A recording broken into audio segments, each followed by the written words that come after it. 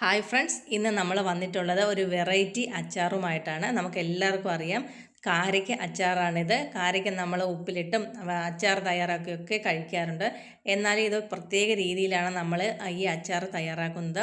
നമ്മുടെ കുട്ടികൾക്ക് എല്ലാവർക്കും ഇഷ്ടപ്പെടും. അപ്പം നിങ്ങൾ ഒരു പ്രാവശ്യം ഇതേപോലെ കാരയ്ക്ക കിട്ടുമ്പോൾ ഒന്ന് ട്രൈ ചെയ്ത് നോക്കുക. അതിനുശേഷം ഫീഡ്ബാക്ക് കമൻറ്റ് ബോക്സിൽ അറിയിക്കുക. അപ്പോൾ നമുക്കിത് എങ്ങനെയാണ് തയ്യാറാക്കുന്നതെന്ന് നോക്കിയിട്ട് വരാം. അധികം പഴുത്തു പോകാത്ത കാരയ്ക്കയാണ് നമ്മൾ അച്ചാർ തയ്യാറാക്കാനായിട്ട് എടുത്തിട്ടുള്ളത്. ഇനി നമുക്കത് നല്ലതുപോലെ ഇതൊന്ന് കഴുകിയെടുക്കാം. അതിനുശേഷം നമുക്കിതേപോലെ ഒന്ന് വരഞ്ഞു കൊടുക്കാം. ഇങ്ങനെ നമ്മളെല്ലാ കാരയ്ക്കയും വരഞ്ഞു കൊടുത്തിട്ടുണ്ട്. ഒരു 3-4 വര കൊടുത്തിട്ടുണ്ട്. അതിനുശേഷം നമുക്ക് ഒരു 5-10 മിനിറ്റോ ഒന്ന് വേവിച്ചെടുക്കാം. ഉപ്പ് ചേർത്ത് നമുക്കിതൊന്ന് വേവിച്ചെടുക്കാം. ഇങ്ങനെ വരഞ്ഞതിന് ശേഷം നമ്മൾ വേവിക്കുന്നത് അതിലേക്ക് ഉപ്പും എല്ലാം പിടിക്കാനായിട്ടാണ് നമ്മളിങ്ങനെ വരഞ്ഞു കൊടുക്കുന്നത്. നമ്മൾ ആവി കയറ്റിയതിന് ശേഷം നമുക്ക് വേണമെങ്കിലും വരഞ്ഞു കൊടുക്കാവുന്നതാണ്. അതൊക്കെ നമ്മുടെ ഇഷ്ടത്തിനനുസരിച്ച് ചെയ്തെടുക്കാവുന്നതാണ്. കാരയ്ക്കയിൽ ഇരുമ്പ്, പൊട്ടാസ്യം, ഫൈബർ, വൈറ്റമിനുകൾ എന്നിവയെല്ലാം ധാരാളം അടങ്ങിയിട്ടുണ്ട്. കാരയ്ക്ക നമ്മൾ കഴിക്കുന്നത് കുട്ടികളിലെ വിളർച്ച മാറ്റാനൊക്കെ സഹായിക്കുന്നതാണ്. ദഹനം മെച്ചപ്പെടുത്താനും ഒക്കെ ഈ കാരയ്ക്ക നല്ലതാണ്. നമ്മളിപ്പോൾ കാരയ്ക്കയെല്ലാം ഒന്ന് വരഞ്ഞു കൊടുത്തിട്ടുണ്ട്. അതിനുശേഷം ഉപ്പ് ചേർത്ത് കൊടുത്തിട്ടുണ്ട്. ഇനി നമ്മൾ വരഞ്ഞു വെച്ചിരിക്കുന്ന കാരയ്ക്ക നമുക്ക് ചേർത്ത് കൊടുക്കാം. ഒരുപാട് വെന്ത് പോകേണ്ട ആവശ്യമില്ല. ഒരു 5-10 മിനിറ്റ് ഒന്ന് നിറം ഞാൻ കാണിക്കുന്നുണ്ട്. ചെറുതായിട്ടൊന്ന് നിറം മാറി വരുന്ന ഒന്ന് നമ്മൾ വരഞ്ഞു കൊടുത്തത് കുറച്ചൊന്ന് നല്ല രീതിയിൽ കാണാൻ പറ്റുന്ന ആ ഒരു ടൈം ആകുമ്പോൾ നമുക്ക് ഫ്ലെയിം അങ്ങ് ഓഫാക്കി കൊടുക്കാം.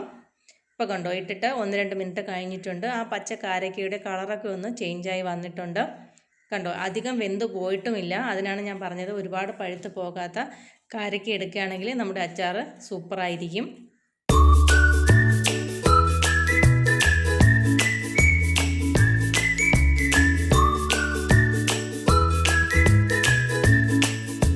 ഈ അച്ചാർ എരിവും മധുരവും പുളിപ്പും ഉള്ള അച്ചാറാണ്. അപ്പോൾ ഇതേപോലെയുള്ള അച്ചാറുകൾ ഇഷ്ടപ്പെടുന്നവർക്ക് ഉറപ്പായിട്ടും ട്രൈ ചെയ്ത് നോക്കാവുന്നതാണ്.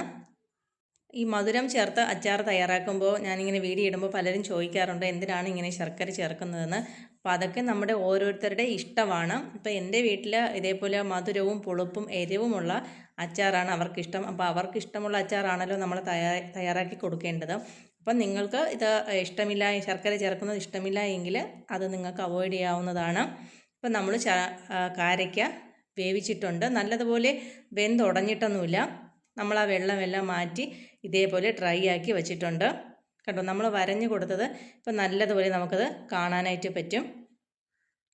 ഇനി നമുക്ക് അച്ചാർ തയ്യാറാക്കാനായിട്ട് തുടങ്ങാം. ഇനി നമ്മൾ ചേർക്കുന്നത് നല്ല ജീരകമാണ്. എല്ലാം സെയിം അളവിനാണ് നമ്മൾ എടുക്കുന്നത്. 1/4 ടീസ്പൂണ് നല്ല ജീരകം, 1/4 ടീസ്പൂൺ പെരിഞ്ജീരകം ചേർത്തിട്ടുണ്ട്. അതേ 1/4 ടീസ്പൂൺ തന്നെ നമ്മൾ കടുകും കൂടി ചേർത്തിട്ടുണ്ട്. നല്ല ജീരകം, പെരിഞ്ജീരകം, കടുക്, ഉലുവ ചേർത്തിട്ടുണ്ട്. ഇതെല്ലാം 1/4 ടീസ്പൂൺ വീതം എടുത്തിട്ടുണ്ട്. ഇനി നമുക്കിത് ലോ ഫ്ലെയിമിലൊന്ന് വറുത്തെടുക്കാം. നമ്മളിപ്പോൾ പൊടികളെല്ലാം വറുത്തിട്ടുണ്ട്. ഇനി ഇത് തണുത്ത് വന്നിട്ട് നമുക്ക് നല്ലതുപോലെ ഒന്ന് പൊടിച്ചെടുക്കാം. ഈ മസാലയോടൊപ്പം തന്നെ നമുക്ക് ഗ്രാമ്പു, ഏലക്ക ഉണ്ടെങ്കിൽ ചേർത്ത് കൊടുക്കാം. അതെല്ലാം നമ്മുടെ അച്ചാറിന് കൂടുതൽ ടേസ്റ്റ് നൽകുന്ന കാര്യങ്ങളാണ്. നല്ലതുപോലെ തണുത്തതിന് ശേഷം നമുക്കത് പൊടിച്ചെടുക്കാം. ഇനി ഒരു പാൻ അടുപ്പിലേക്ക് വെച്ചിട്ടുണ്ട്. ഇനി നമുക്ക് വെളിച്ചെണ്ണ അധിക നാൾ നമുക്കിത് സൂക്ഷിക്കേണ്ട എങ്കിൽ നമുക്കിത് വെളിച്ചെണ്ണയിൽ ചെയ്യാവുന്നതാണ്. ഞാനിപ്പോൾ അധികമൊന്നും ഇല്ലാത്തതുകൊണ്ട് വെളിച്ചെണ്ണയിലാണ് ചെയ്യുന്നത്. നിങ്ങൾക്ക് നല്ലെണ്ണ യൂസ് ചെയ്യാവുന്നതാണ്. ഓയിലൊക്കെ നമ്മുടെ ഇഷ്ടത്തിന് ചേർത്ത് കൊടുക്കാം. ഞാനിപ്പോൾ 2 ടേബിൾ സ്പൂൺ ഓയിൽ ചേർത്തിട്ടുണ്ട്. കടുക് ഇട്ടിട്ടുണ്ട്. അത് പൊട്ടി വരട്ടെ. ഇനി നമ്മളിതിലേക്ക് 3 വറ്റൽമുളക് കൂടി ചേർത്തിട്ടുണ്ട്.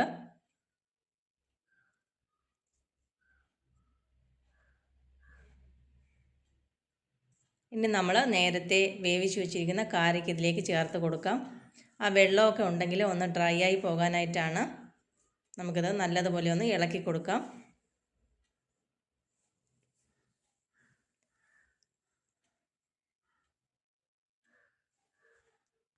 ഞാൻ തയ്യാറാക്കുന്ന മിക്ക അച്ചാറുകളിലും ശർക്കര ചേർക്കാറുണ്ട്. അതൊക്കെ നമ്മുടെ ഇഷ്ടമാണ്. നമ്മുടെ കുട്ടികൾക്ക് എന്താണോ ഇഷ്ടമുള്ളത് അതാണ് നമ്മൾ തയ്യാറാക്കി കൊടുക്കേണ്ടത്. ഇനി നമ്മൾ ചേർത്ത ഉപ്പെല്ലാം നമ്മൾ കളഞ്ഞിട്ടുണ്ട്. നമ്മുടെ കാരയ്ക്ക വേവിച്ചതും കൊണ്ട് അതിലധികം ഉപ്പൊന്നും പിടിച്ചിട്ടുണ്ടാകില്ല. അപ്പോൾ നമുക്കിനി കാരയ്ക്കയ്ക്ക് ആവശ്യമായ ഉപ്പിട്ട് കൊടുക്കാം. ഈ അച്ചാർ തയ്യാറാക്കി ഒന്ന് തണുത്തതിന് ശേഷം നമുക്കൊന്നുകൂടി ഉപ്പ് നോക്കാം. ഉപ്പ് കുറവാണെങ്കിൽ ചേർത്ത് കൊടുക്കുക. അച്ചാറിനൊക്കെ അത്യാവശ്യത്തിന് ഉപ്പ് ചേർക്കേണ്ടി വരും. ഉപ്പെല്ലാം ചേർത്ത് നമ്മൾ നന്നായിട്ടത് ഇളക്കി കൊടുത്തിട്ടുണ്ട്.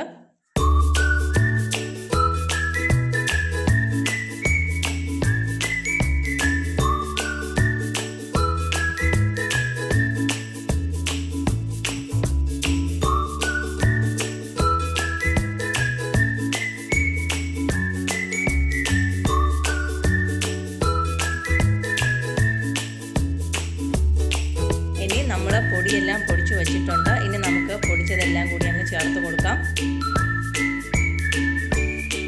ഇനി ഇതിലേക്ക് നമ്മൾ ശർക്കര ചേർക്കുന്നുണ്ട്. കല്ലില്ലാത്ത ശർക്കര ആയതുകൊണ്ട് ഞാനിങ്ങനെ ചേർക്കുന്നുണ്ട്. കല്ലൊക്കെ ഉള്ള ശർക്കരയാണെങ്കിൽ നിങ്ങൾ ഉരുക്കിയതിന് ശേഷം അരിച്ച് ചേർത്ത് കൊടുക്കുക. അതിനുശേഷം നമുക്ക് എരിവിനാവശ്യമായ മുളക് പൊടി ചേർത്ത് കൊടുക്കുക. മുളക് പൊടിയൊക്കെ നമ്മുടെ ഇഷ്ടത്തിനനുസരിച്ച് നമുക്ക് ചേർത്ത് കൊടുക്കാം. ഇനി ഇതിലേക്ക് 1/4 ടീസ്പൂൺ നമ്മൾ മഞ്ഞൾപ്പൊടി കൂടി ചേർത്തിട്ടുണ്ട്.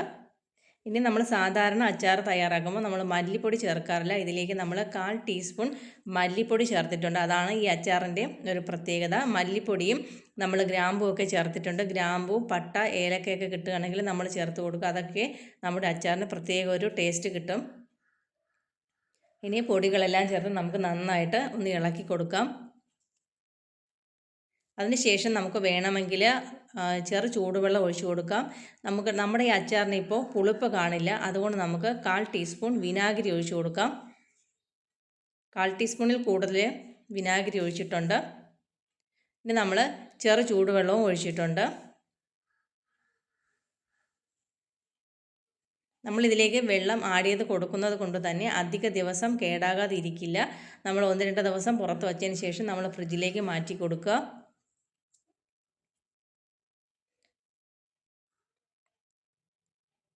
പിന്നെ നമ്മളിതിലേക്ക് കായപ്പൊടി ചേർത്ത് കൊടുത്തിട്ടുണ്ട്.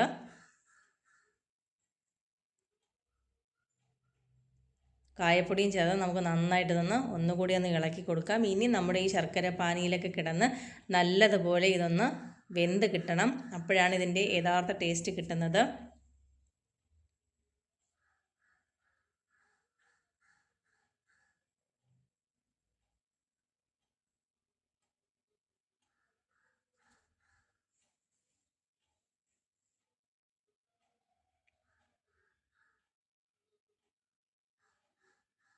നമ്മുടെ ഈ ശർക്കര പാനിയിൽ കിടന്ന് വേകണം. അത് നന്നായിട്ട് പിടിക്കണം. അതിനാണ് നമ്മൾ കാരയ്ക്ക് ഇതേപോലെ ഒന്ന് വരഞ്ഞു കൊടുക്കുന്നത്. ഈ ശർക്കര പാനിയിൽ കിടന്ന് വേണം നമ്മുടെ കാരയ്ക്ക നന്നായിട്ട് ഒന്നുകൂടി ഒന്ന് വെന്ത് വരാനായിട്ട്. നമ്മുടെ കുഞ്ഞുങ്ങൾക്ക് ചോറൊക്കെ കൊടുത്തു വിടാനാണെങ്കിൽ നമുക്കിതിൻ്റെ അരി വേണമെങ്കിൽ ഈ ടൈമിൽ നമ്മൾ ആവി കയറ്റിയതിന് ശേഷം അത് തണുത്തതിന് ശേഷം അരി സെപ്പറേറ്റ് ആക്കി കൊടുക്കാം. ആ ടൈമിൽ നമ്മുടെ കാരയ്ക്കയുടെ അരിയിലും നല്ലതുപോലെ ഈ ഉപ്പെല്ലാം പിടിച്ച് കിട്ടും. ഇനി നമുക്ക് ഉപ്പൊന്ന് ചെക്ക് ചെയ്ത് നോക്കാം. ഉപ്പ് കുറവാണെങ്കിൽ നമുക്കത് ആഡ് ചെയ്ത് കൊടുക്കാം. കണ്ടോ, കാണാനും കഴിക്കാനും ഒക്കെ സൂപ്പറായിട്ടുള്ള ഈ കാരയ്ക്ക അച്ചാർ നിങ്ങൾ ഒന്ന് തയ്യാറാക്കി നോക്കുക.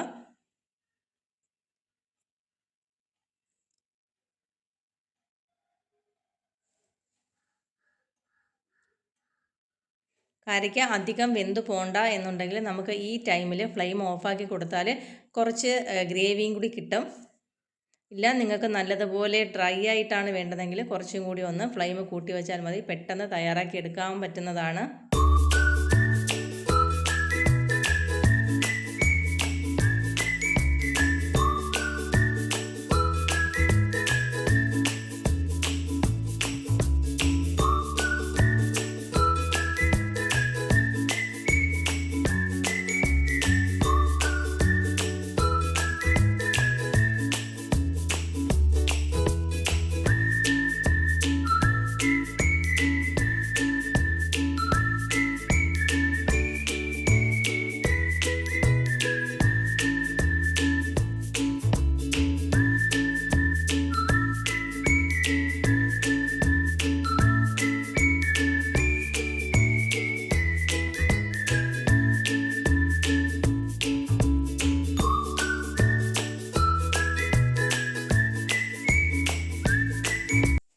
ഇനി നമുക്ക് ഫ്ലെയിം അങ്ങ് ഓഫാക്കി കൊടുക്കാം. കുറച്ചുകൂടി ഇരുന്ന് നന്നായിട്ട് കട്ടിയായിട്ട് വരും.